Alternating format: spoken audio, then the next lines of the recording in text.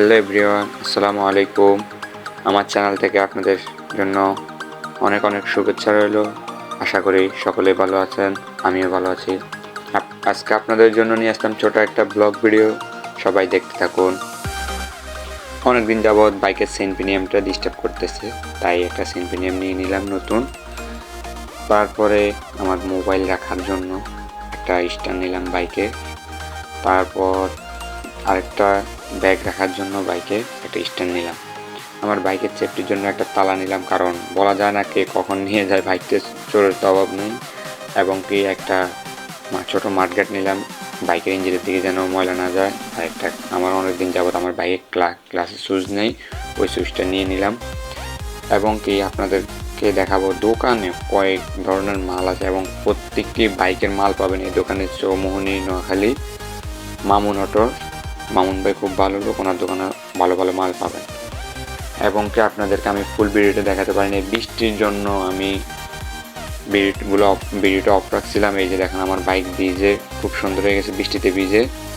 আপনাদেরকে পরবর্তী দেখানো বাইকের কাজ শুরু হয়ে গেছে, দেখতে থাকুন। এই যে আমার সেনপিনিয়াম অলরেডি পিছনেরটা চেঞ্জ করে ফেলছে, এখন সামনেটা খুলতেছে। দেখুন কীভাবে খুলতেছে। আমি মনে মনে খুব ভয় পাইতেছি, কারণ যদি আমার সেনপিনিয়ামটা না মিলে তখন আমার খুব ভয় লাগবে। এই যে দেখুন উনি খুলতেছে, যদি না মিলে তাহলে কিন্তু আমার কতগুলো টাকা শেষ হয়ে যাবে। হঠাৎ করে উনি বলতেছে, ভাই দেখেন আপনার সামনেটা কেমন। এই যে সেনপিনিয়াম কাঁটার সামনেটা পুরা বাদ হয়ে গেছে, এটা আর কোনোভাবে ব্যবহার করা যাবে না। ছোটো ভাইটা এখান দিয়ে চেইন নিয়ে খুব টানাটানি করতেছে, চেইন খুলতে পারতেছে না, কারণ সে এখনও পুরাপুরি জানে না চেইনটা কীভাবে খুলতে হয়। যাই হোক, সে এখন লকটা খুলে তারপর চেইনটা খুলবে, আমি বলে দিয়েছি। এখন সে সেনপিনিয়ামটা হাতে নিয়ে বলে, ভাই আপনার সেনপিনিয়ামটা তো হবে না, এটা বসবে না। এখন আমার তো মনে অনেক ভয় চলে আসে, আমার এত টাকার সেনপিনিয়াম কি বাদ হয়ে যাবে।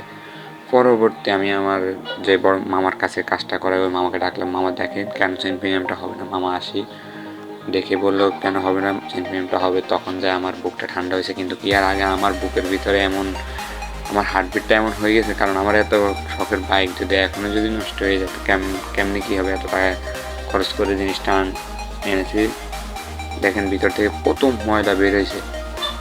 এখন এই যে নতুন চেইনটা লাগাবে ছোটো ভাইটা, দেখেন এর মাঝে দিয়ে আমার মামা এখানে তাড়াহুড়া করে আমার কাজগুলো করার জন্য এই যে আমার মোবাইল রাখার স্ট্যান্ডটা ওটাও সেট করে ফেলছে। এখান দিয়ে ছোটো ভাই চেইন নিয়ে দৌড়াদৌড়ি, চেইনটা কীভাবে লাগাবে একবার ওদিকে একবার ওদিকে। আর এখান দিয়ে মামা ব্যস্ত মোবাইল স্ট্যান্ডটা লাগানো নিয়ে।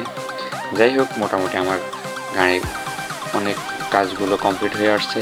আমার থেকেও খুব ভালো লাগতেছে, কারণ আমার গাড়ির নতুন সেনপিনিয়াম, তারপর মোবাইলের স্ট্যান্ড, তারপর এই যে নতুন ক্লাস সুইচ লাগাইতেছে, কারণ গাড়ির মোটামুটি সবগুলোই ফ্রেশ হয়ে যাবে। এবং কি এই যে দেখেন এখন অরিজিনাল ক্লাস সুইচ, কত ভালো ক্লাস সুইচ এগুলো, নতুন অরিজিনাল ক্লাস সুইচ আনলাম, মামা এখন লাগাই দিতেছে। এবং কি আমার মাঠ গার্ডের যে অবস্থা এই যে দেখেন, আর এই যে তাঁতেল দিয়ে গরম করে তারপর আমার মাঠগাটটা লাগানো হচ্ছে। মানে আমার থেকে খুব ভালো লাগলো, মাঠগাটটা কাটা লাগে নাই। শেষ আপনাদের জন্য ছোটো একটা ভিডিও করে দেখলাম, যেহেতু চেনপিনিয়াম লাগানো শেষ, তখন দেখেন জিক্সারের হাই স্পিড কত উঠে টপ। এই যে দেখুন, আমার ভিডিওটা ভালো লাগলে আমার আইডিটা সাবস্ক্রাইব করে আসবেন, এবং কি ফেসবুক পেজে ফলো দিয়ে আসবেন, ইউটিউবে সাবস্ক্রাইব করে আসবেন। আসসালামু আলাইকুম। Top speed 34।